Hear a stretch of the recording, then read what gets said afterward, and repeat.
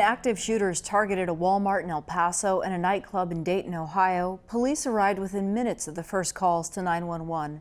Across the country, law enforcement agencies train for those worst-case scenarios where lives depend on a quick response. This week, police at the University of Arizona conducted a drill on campus to test their preparedness. We learn more about how these drills prepare officers for an actual threat from UA Police Chief Brian Seastone and Dean of Students Kendall Washington White. Let's begin with you, Chief. This was a really elaborate exercise, months in the making. What did you learn from it? Well, with all exercises, we are testing what we already know. And we showed that our officers are well trained. They know how to respond to these type of situations. And we also found that the campus is prepared for this through our campus emergency critical incident team, which was also activated in this. Like in every exercise, you always find areas of improvement. We identified a couple of those, everything from communication, which is always found in an exercise, to dispatching, response, the working with the CERT team all together. So it was a very valuable exercise. It showed preparedness, it showed our response, and it showed the commitment of a well-trained agency. Kendall, I get that law enforcement is prepared. Students and staff, though, an entirely different bunch of people.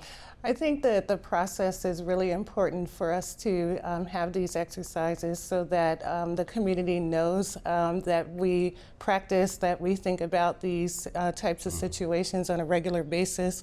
I think that given our national climate, there's a lot of fear around the country about all of the shootings that have happened across the country. And so I think the timeliness, and you could argue one way or the other, if we should have still done it right now, we should, because we don't ever know when something like this is going to happen. And so I think the exercise was timely. So that was great that Brian chose to do this during this time period. The other thing about this exercise is it was done at night on purpose. Traditionally, all of these are done during the day. We've got a lot of resources during the day. Last night we had to call people in. So that timing, how long is it going to take? The first person at the scene sets up the EOC, etc. That's why it's important to do things various hours.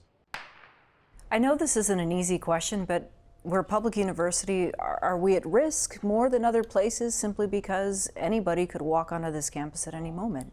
We're like any public venue, to be honest. A shopping mall, a movie theater. We don't have this magic barrier that only allows certain people onto our campus. I won't say that we're any more vulnerable, but it's the part of today's world that we live in, unfortunately, that what we used to think of an educational institution as being safe and secure, we now have to think about this stuff because of what's occurring nationally and internationally. Kendall, how do you go about educating students and staff of what to do in the event of?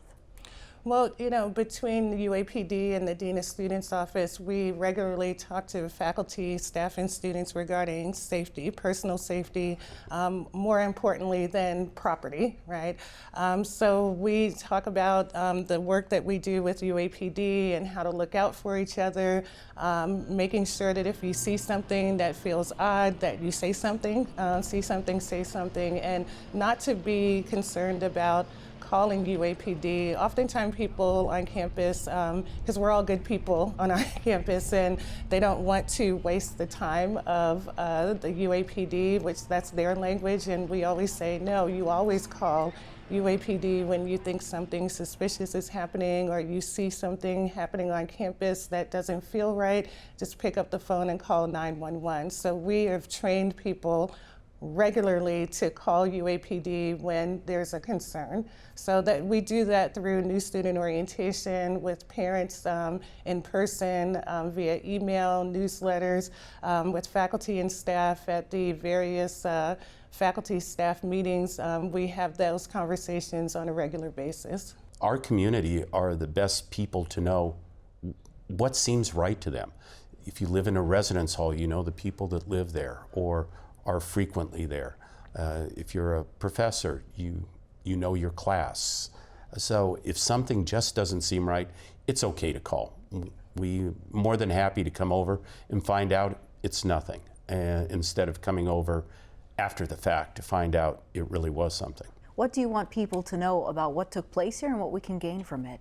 I think the most important thing is that people around the state, our legislators, our Board of Regents, and our community knows that we, again, think about these situations on a regular basis, that we meet monthly as a campus and incident response team, so that we are always prepared, whether it's an active shooter, a pandemic issue, that we have a plan, that we think about these issues and we train for it. And I want people to feel comfortable and confident that the university is paying attention to these issues. It's just not for the people that are here every day. All of our visitors, I think of all the events that we have. We could have 100,000 people here on campus, very confined area. And Kendall, I want to give you the last word on this. A lot of families have that apprehension about sending their children away to some place, especially a large university. What's your message to the families who are uneasy? The responsibility is not just with the university and UAPD and persons like myself, but that our parents and family members have to have these conversations with their students so that we can be a team in ensuring that students are staying safe. So I think it's important that our communication goes beyond the folks who are here on campus, but to the parents and family members as well. Okay, my thanks to both of you. Thank you. Thank you.